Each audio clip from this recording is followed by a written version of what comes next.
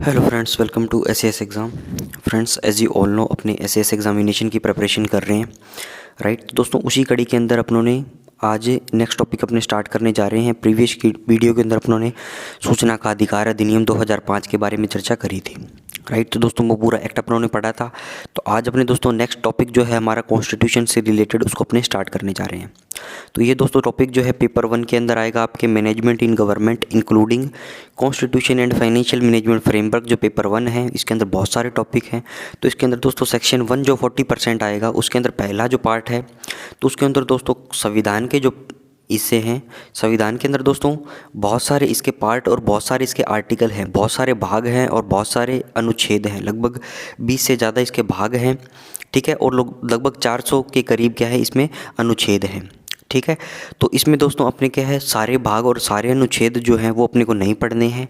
अपने को दोस्तों हमारे जो काम के जो हमारे सिलेबस के अंदर है वही बातें अपने को पढ़नी है, और वहीं इसके जो पार्ट्स हैं वो भी अपने को डिस्कस करने हैं। तो इसके पार्ट दोस्तों आपको याद रखने हैं 1, 5, 12, 14, 14A और 20, ठीक है। इसको दोस्तों आप याद कर लो, कंठस्थ कर लो। 1, 5, 12, 14, 14A और 20, ठीक है। कोई भी पूछे तो दोस्तों आपको क्या सिलेबस अपने टिप्स पे होना चाहिए।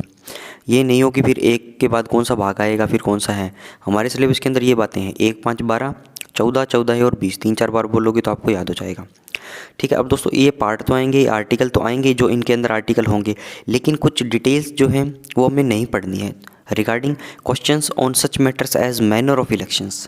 मैनर ऑफ इलेक्शन का मतलब क्या है दोस्तों, इलेक्शन कैसे होते हैं, ठीक है। अब दोस्तों जैसे मैं आपको प्रेसिडेंट जब मैं पढ़ाऊंगा तो उसके अंदर एक आर्टिकल साफ साफ दिया हो कि मैनर ऑफ इलेक्शन, ठीक है, कि प्रेसिडेंट का इलेक्शन कैसे होता है, ठीक है। तो प्रेसिडेंट का इलेक्शन दोस्तों सिंगल ट्रांसफरेबल वोट होता है, एकल संक्रमणीय आनुपातिक प्रणाली के द्वारा होता है, अप्रत्यक्ष चुनाव होता है, ठीक है।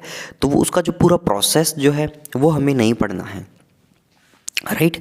कि कौन कौन से कौन वोट देगा, कि कौन से वोट का कितना परसेंटेज है, एमपी के वोट का कितना परसेंटेज है, उसका कितने वेटेज है, एमएलए के वेट का कितना वेटेज है, ठीक है, वोट का कितना वेटेज है। तो वो चीज़ें हमें नहीं पढ़नी। कंडीशंस फॉर एलिजिबिलिटी, ठीक है। तो दोस्तों कोई काम के लिए कोई बंदा कितना एलिजिबल है वो सारी कंडीशंस हमें नहीं देखनी है। क्वालिफिकेशंस दोस्तों हमें नहीं पढ़ना है। प्रोसीजरल डिटेल्स हमें नहीं पढ़नी है। ज्यूरिडिक्शन ऑफ कोर्ट्स, ठीक है, कोर्ट्स का कहाँ कहाँ पे ज्यूरिडिक्शन है वो चीज़ें क्या है एक्सक्लूड करी गई है। तो मोटी मोटी बात यह है दोस्तों, आपको जो कॉन्स्टिट्यूशन है ये इसका जो है मोटी मोटी बातें और इम्पोर्टेंट बातें आपको पता होनी चाहिए, क्योंकि बहुत ज़्यादा डिटेल्स में इसमें से सवाल नहीं पूछेगा वो, ठीक है, राइट। और इसमें से दोस्तों कॉन्स्टिट्यूशन का जो चैप्टर है, हमारे 2 सवाल जो है सीजीडीए ने प्रीवियस जो इसका मॉडल क्वेश्चन पेपर अपलोड किया था उसके अंदर 2 सवाल पूछे गए थे। वो 2 सवाल भी आपको बताऊंगा, और वो भी बहुत ईजी सवाल थे। किसी ने एक बार भी अगर इसको ढंग से पढ़ा होगा तो वो दोनों सवाल जो है वो अच्छे से सही से अटैम्प्ट कर सकता है, राइट। तो दोस्तों हम इतना पढ़ लेंगे ताकि एग्जामिनेशन के अंदर 4 से 5 सवाल हमारे आए, राइट। तो हम क्या है उनको सही अटैम्प्ट कर पाए, और दोस्तों ये क्या है फ्री के नंबर हमारे लिए हो जाए। यस और नो, क्योंकि ज़्यादा दिमाग इसमें लगेगा नहीं, फैक्चुअल बातें हैं हमें याद करनी है। तो पार्ट्स देखिए दोस्तों, भाग 1 है। भाग 1 में क्या आएगा, यूनियन एंड टेरिटरी, संघ और उसका राज्य क्षेत्र, ठीक है। इसके अंदर आर्टिकल कौन कौन से होंगे, 1 से 4। आर्टिकल को दोस्तों हिंदी में बोलते हैं अनुच्छेद, ठीक है। पार्ट्स को क्या बोलते हैं, भाग। भाग 1 में आर्टिकल 1 से 4 तक है। इसके अंदर यूनियन एंड इस टेरिटरी की बात करेंगे, संघ व उसका राज्य क्षेत्र, ठीक है। फिर आगे दोस्तों भाग 5 के अंदर दोस्तों संघ यानी यूनियन के बारे में बात करेंगे। यूनियन मतलब संघ मतलब दोस्तों सेंट्रल गवर्नमेंट के बारे में बात करेंगे अपने, ठीक है। तो इसके आर्टिकल कहाँ हैं, 52 से लेके 151 तक। फिर आगे दोस्तों 1, 5, 12, 12वें भाग के अंदर finance property contracts and suits, ठीक है। हिंदी में क्या बोलते हैं, वित्त, संपत्ति, संविदाएं तथा वाद, ठीक है। इसके बारे में अपने डिस्कस करेंगे। ये है आर्टिकल 264 से लेके 300 क तक, ठीक है, 300 क तक। इसको ए भी बोल सकते हो आप इंग्लिश में। फिर आगे दोस्तों 1, 5, 12, 14, भाग नंबर 14 में services under the union and the states, संघ व राज्यों के अधीन सेवाएं, ठीक है। तो इसके अंदर दोस्तों कौन कौन सी सर्विसेज हैं उसके बारे में अपने डिस्कस करेंगे। इसके आर्टिकल है 308 से लेके 323 तक। 1, 5, 12, 14। अब 14A और 14B के अंदर क्या है वो नेक्स्ट स्लाइड में देखते हैं अपने। नेक्स्ट देखिए दोस्तों, भाग 14A के अंदर क्या है, ट्रिब्यूनल्स, जिनको हिंदी में क्या बोलते हैं, अधिकरण। इसके बारे में देखेंगे ट्रिब्यूनल्स क्या होती है, राइट। 323A और 323B के अंदर। भाग 20 दोस्तों क्या है, अमेंडमेंट ऑफ द कॉन्स्टिट्यूशन है, संविधान संशोधन। ये है आर्टिकल 368, राइट। अब दोस्तों ये जो आर्टिकल 1 ही है संविधान संशोधन का, ठीक है, 368 का। तो ये सवाल क्या है, इससे भी पूछा जा सकता है कि संविधान संशोधन का आर्टिकल कौन सा है, 368, ठीक है। जिसके जैसे 52 से 151 जो भाग है हमारा, 52 से 151 वाला भाग जो है भाग 5, इसमें से आर्टिकल से सवाल पूछना मुश्किल है, लेकिन दोस्तों ये एकमात्र आर्टिकल है तो इससे सवाल पूछा जा सकता है, राइट। ट्रिब्यूनल से सवाल दोस्तों 2 ही आर्टिकल है, पूछा जा सकता है, राइट। जो बहुत ज़्यादा जिसमें कॉम्प्लेक्सिटी है वहाँ से सवाल नहीं पूछेगा। एक ही जिसका आर्टिकल है और वो पूरा भाग भी है अपने आप में, तो उससे सवाल पूछा जा सकता है, राइट। तो अब चलिए दोस्तों स्टार्ट करते हैं अपने पार्ट 1। पार्ट 1 क्या है दोस्तों, यूनियन एंड इट्स टेरिटरी। और यूनियन एंड इस टेरिटरी के अंदर दोस्तों आर्टिकल नंबर 1 से लेकर 4 तक अपने डिस्कस करेंगे, ठीक है। संघ व उसका राज्य क्षेत्र, इसका मतलब क्या है दोस्तों, संघ और उसका कहाँ कहाँ तक उसकी टेरिटरीज़ हैं। टेरिटरीज का मतलब होता है दोस्तों क्षेत्र बोल सकते हो, इसको राज्य क्षेत्र भी बोल सकते हो, ठीक है। तो मतलब एरिया बताया गया है। तो आर्टिकल नंबर 1 देखिए, name and territory of the union, ठीक है। नाम क्या दिया गया है, भारत को दोस्तों यूनियन बोला गया है और उसको नाम क्या दिया गया है, उसकी टेरिटरी कहाँ कहाँ है। India that is Bharat shall be a union of states, ठीक है। इंडिया जो कि एक भारत है, shall be a union of states, जो कि क्या है दोस्तों, राज्यों का संघ है। ये सवाल यहाँ से बन जाएगा आपका, भारत या इंडिया क्या है दोस्तों, राज्यों का संघ है। और दोस्तों इंडिया और भारत जो है, 2 शब्द जो हैं हमारे संविधान के अंदर हमारे देश को डिफाइन करते हैं। अब आप बोलोगे सर ये 2 शब्द कैसे आ गए यहाँ पे, या तो इंडिया बोल देते या भारत बोल देते, ठीक है। तो इसके लिए दोस्तों एक थोड़ी सी स्टोरी है जो आपको बताता हूँ।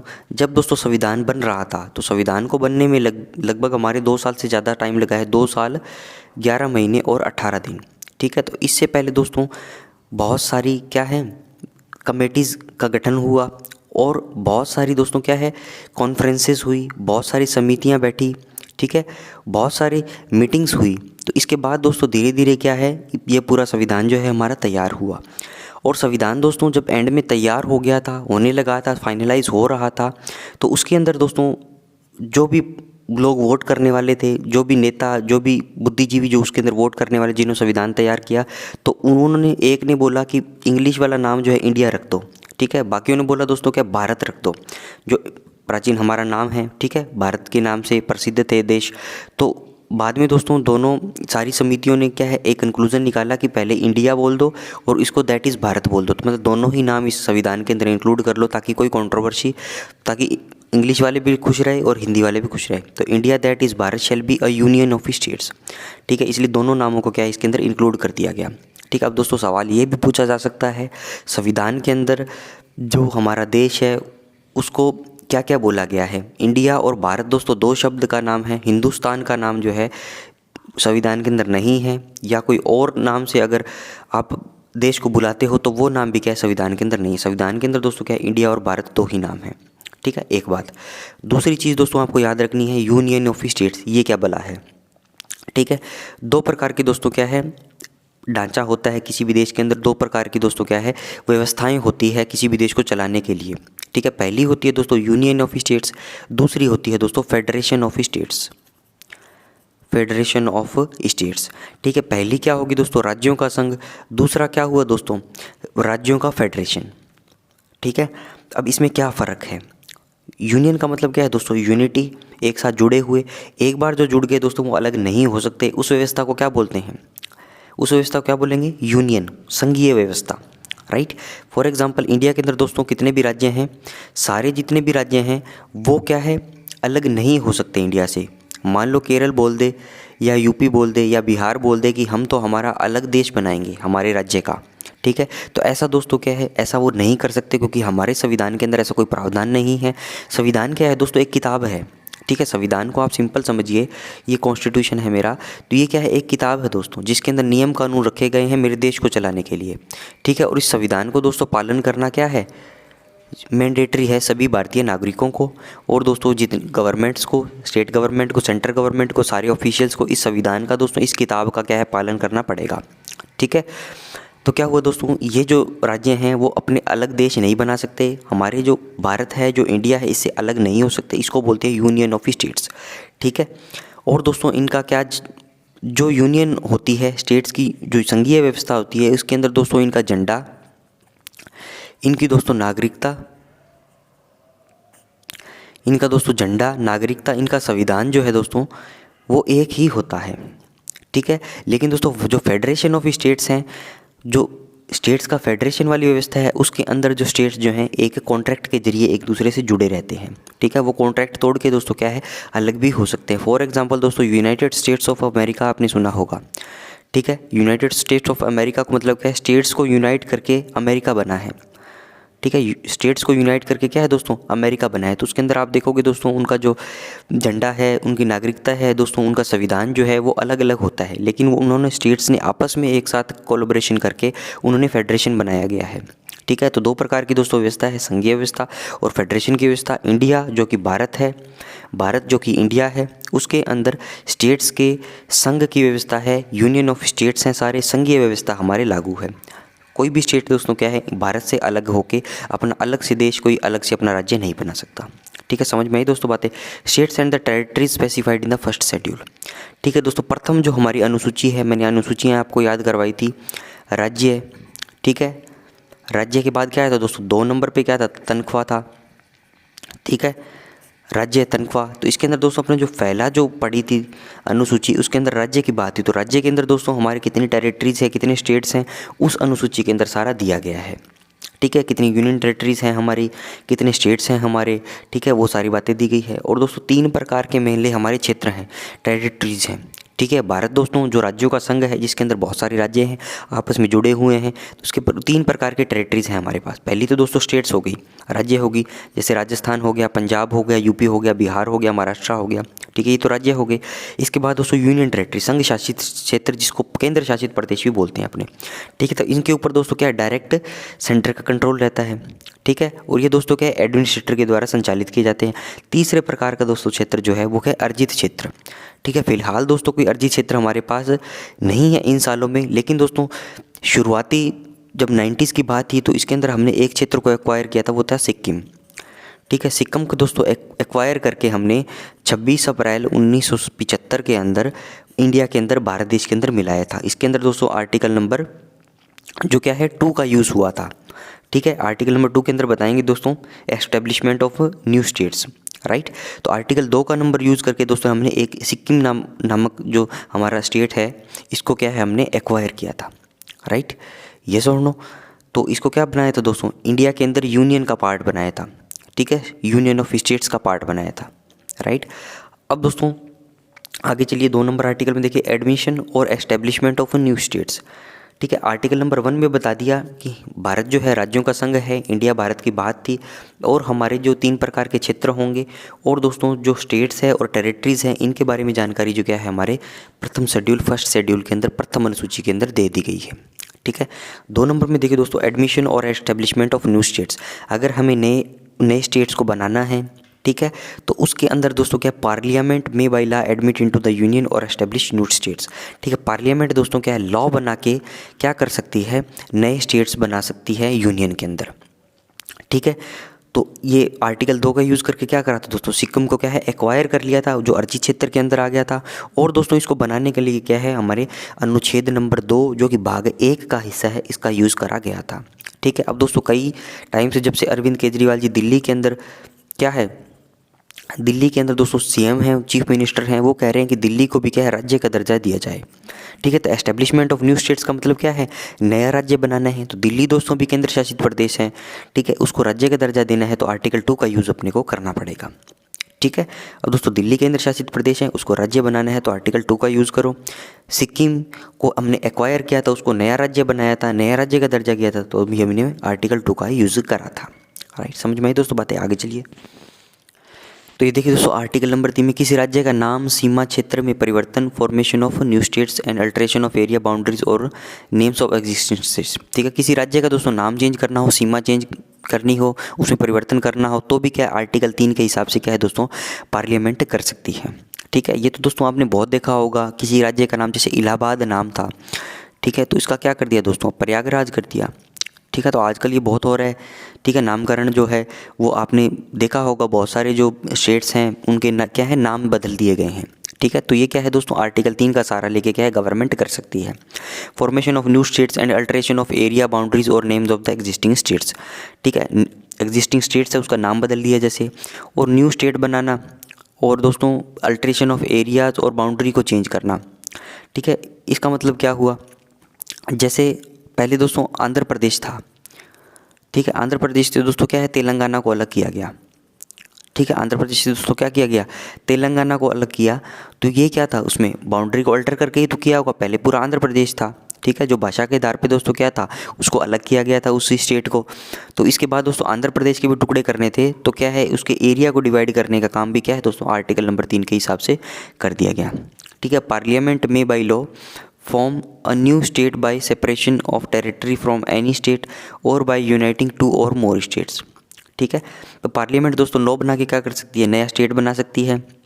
फॉर्म ए न्यू स्टेट, नया स्टेट बना सकती है, किससे, separation of territory from any state और यूनाइटिंग टू और मोर स्टेट। या तो कोई बड़ा स्टेट है उसके टुकड़े कर देगी, ठीक है, या कोई एक दो छोटे छोटे स्टेट्स हैं उनको यूनाइट करके क्या है एक सिंगल स्टेट बना देगी। कोई भी स्टेट का एरिया इंक्रीज़ कर सकती है, किसी भी स्टेट का एरिया को कम कर सकती है, किसी भी स्टेट की दोस्तों बाउंड्री को अल्टर कर सकती है, अल्टर मतलब कम ज़्यादा, और दोस्तों किसी भी स्टेट का नाम बदल सकती है। ठीक है, अब दोस्तों ये सब काम करने के लिए राष्ट्रपति की पूर्व अनुमति की आवश्यकता है। पार्लियामेंट दोस्तों ऐसे नहीं करेगी, राष्ट्रपति की पूर्व अनुमति लेगी। ठीक है, तो इसके बाद दोस्तों इसमें क्या है नियम बना के उसको चेंज कर देगी। ठीक है, अब दोस्तों ऐसा काम जो है पहले भी हमारे देश के अंदर बहुत बार हुए हैं। ठीक है, जो स्टेट्स में क्या है उनको तोड़ा गया है, जैसे एमपी और यूपी, बिहार का दोस्तों एग्जांपल हम जनरली लेते हैं, तो इसमें एमपी को दोस्तों छत्तीसगढ़ के अंदर, यूपी को उत्तराखंड के अंदर, और बिहार को दोस्तों क्या है झारखंड के अंदर। ठीक है, एमपी को दोस्तों क्या है छत्तीसगढ़ के अंदर, यूपी को क्या है उत्तराखंड के अंदर, और बिहार को क्या है दोस्तों झारखंड के अंदर। इसको दोस्तों याद कैसे रखोगे, छहुजा से याद रख सकते हो। इसके तीनों के पहले शब्द ले लिए मैंने, छहुजा। ठीक है, एमपी को दोस्तों छत्तीसगढ़, यूपी को दोस्तों ऊ से उत्तराखंड, बिहार को दोस्तों क्या है झारखंड से झा से झारखंड। राइट, आगे चलिए फ्रेंड्स। 4 नंबर में देखिए दोस्तों, आर्टिकल 2 व 3 की पावर को यूज़ करने के लिए संविधान संशोधन करने की नीड नहीं है। साधारण बहुमत से पार्लियामेंट पास कर दे तो आर्टिकल 2 व 3 का यूज़ गवर्नमेंट कर सकती है। अब इसका मतलब क्या है दोस्तों, आर्टिकल नंबर 368 दोस्तों मैंने आपको बताया था, भाग नंबर 20, 1, 5, 12, 14, 14A और 20। तो इसके अंदर दोस्तों भाग 20 जो था वो था संविधान संशोधन। ठीक है, संविधान संशोधन की दोस्तों बात करी थी। तो संविधान संशोधन जो है दोस्तों वो क्या थोड़ा सा कॉम्प्लेक्स प्रोसेस है। ठीक है, उसके अंदर दोस्तों मेजोरिटी से क्या आपको बिल पास करवाना पड़ता है। मेजोरिटी का मतलब क्या है दोस्तों, 2/3 जो है, 2/3 वोटिंग अगर होती है तो उसको मेजोरिटी बोलते हैं। ठीक है, पार्लियामेंट के अंदर क्या होता है दोस्तों, लोकसभा होती है और राज्यसभा होती है। ठीक है, लोकसभा के अंदर दोस्तों 500 से ज़्यादा सीटें हैं तो उसका 2/3 निकाल लो, राज्यसभा के अंदर जितनी सीटें हैं उसका 2/3 निकाल लो। ठीक है, तो इसके बाद दोस्तों इनके बहुमत से अगर पास हो तो वो क्या है संविधान में संशोधन होता है। लेकिन दोस्तों 50% ओनली, मात्र 50% प्लस 1 वोट अगर पार्लियामेंट पास कर दे तो वो क्या साधारण बहुमत है। ठीक है, तो अगर दोस्तों आर्टिकल 2 व 3 का यूज़ करना है, नया स्टेट बनाना है, कई स्टेट्स को जोड़ के एक स्टेट बनाना है, स्टेट्स को तोड़ना है, ठीक है, उनका नाम बदलने हैं, बाउंड्री बदलनी है, तो ये सारे काम जो क्या साधारण बहुमत से हो जाते हैं पार्लियामेंट के। कोई बहुत ज़्यादा हमें संविधान संशोधन करने की क्या है ज़रूरत नहीं पड़ती है। ठीक है, तो ये बात क्या है दोस्तों आर्टिकल नंबर 4 के अंदर बोल दी कि आर्टिकल 2 व 3 को यूज़ करना है तो साधारण बहुमत से क्या है पार्लियामेंट से आप पास करवा दो, और वो क्या है दोस्तों आर्टिकल 2 और 3 की पावर यूज़ हो जाएगी।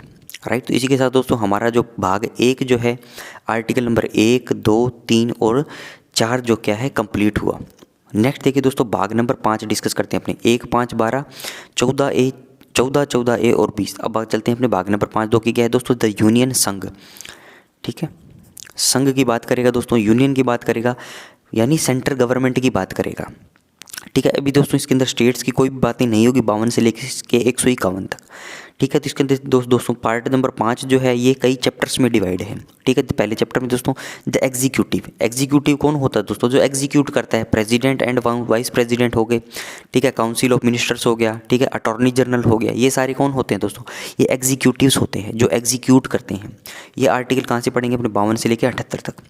दूसरा है दोस्तों लेजिस्लेटिव का मतलब क्या है दोस्तों, जो विधायिका है जो कानून बनाएगी दोस्तों, पार्लियामेंट बनाती है। ये सारे तो 79 से लेके 122 तक अपने पढ़ेंगे।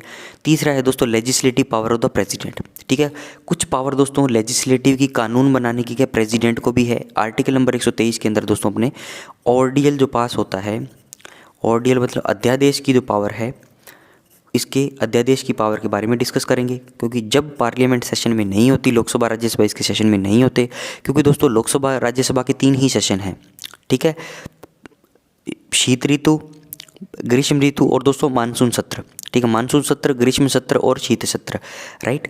तो इसके अलावा अगर कोई इमरजेंसी आ गई, ठीक है, और आपको क्या करना है, कोई भी कानून पास करवाना है, तो जो राष्ट्रपति जो है वो दोस्तों ऑर्डियल देके अध्यादेश की पावर निकाल के क्या है, आर्टिकल नंबर 123 का यूज़ करके क्या है, ऑर्डियल निकालते हैं और वो दोस्तों कानून जो क्या है पेश करते हैं, ठीक है, उसको लागू करते हैं। यस और नो। तो कानून बनाने का काम दोस्तों पार्लियामेंट का है, लेकिन कानून बनाने की पावर जो है प्रेसिडेंट ने यूज़ करी, इसलिए इसको बोला गया कि लेजिस्लेटिव पावर होता प्रेसिडेंट, ठीक है। जो पार्लियामेंट काम करती है कानून बनाने का, उस पावर को टेम्पररी रूप से क्या है प्रेसिडेंट ने यूज़ किया, ठीक है, ऑर्डियल करके, अध्यादेश को पारित करके, राइट। इसके बाद दोस्तों क्या है, जुडिशरी हमारी न्यायिक व्यवस्था है। लेजिस्लेशन क्या करेगी, कानून बनाएगी, एग्जीक्यूटिव क्या करेगी, उसको लागू करेगी, जुडिशरी देखेगी जो नियम कानून बने हैं वो लागू हो रहे हैं या नहीं हो रहे, तो उसकी क्या दोस्तों जांच परख करने का काम हमारी जुडिशरी का है। 5 नंबर में दोस्तों क्या कैग के बारे में है, कंप्ट्रोलर एंड ऑडिटर जनरल। इसमें आर्टिकल नंबर 148 से लेकर के 151 तक अपने को पढ़ना है, राइट। तो ये हुआ दोस्तों पार्ट नंबर 5 का थोड़ा सा ब्रीफ डिस्कशन। अब नेक्स्ट दोस्तों वीडियो जो है इसके अंदर मैं इसको स्टार्ट करूँगा, क्योंकि अभी स्टार्ट करेंगे तो ये बीच में रह जाएगा। तो इसको दोस्तों अपने क्या है प्रेसिडेंट को पूरा कवर करेंगे, इसके बाद दोस्तों वाइस प्रेसिडेंट आएगा, फिर आ जाएगा दोस्तों लोकसभा राज्यसभा आ जाएगा, ठीक है। बीच में दोस्तों अटॉर्नी जनरल की बात आएगी, महान्यायवादी की बात करेगी दोस्तों, वो क्या होता है सरकारी वकील होता है, ठीक है। इसके बाद दोस्तों अपने बजट वाले आर्टिकल्स पे पहुंच जाएंगे, आर्टिकल 112, 113, 114, 115, 116, उसके अंदर दोस्तों अपने बजट पढ़ेंगे, एप्रोप्रिएशन अकाउंट पढ़ेंगे, ठीक है, वोट ऑन अकाउंट पढ़ेंगे, ठीक है। उसके बाद सप्लीमेंट्री ग्रांट्स पढ़ेंगे, ठीक है। इसके बाद दोस्तों क्या जुडिशरी के बारे में बातें होगी। इसके बाद दोस्तों 148 से लेकर 151 तक कैग हमने ऑलरेडी पढ़ चुका है, ठीक है। तो वो आप दोस्तों क्या प्रीवियस वीडियो में जाके देख सकते हो, और इसमें भी आपको मैं एक बार रिवाइज़ करवा दूंगा, ठीक है। तो दोस्तों समझ में आई बातें, कमेंट जरूर से कर दिएगा, फीडबैक जरूर से दे दीजिएगा।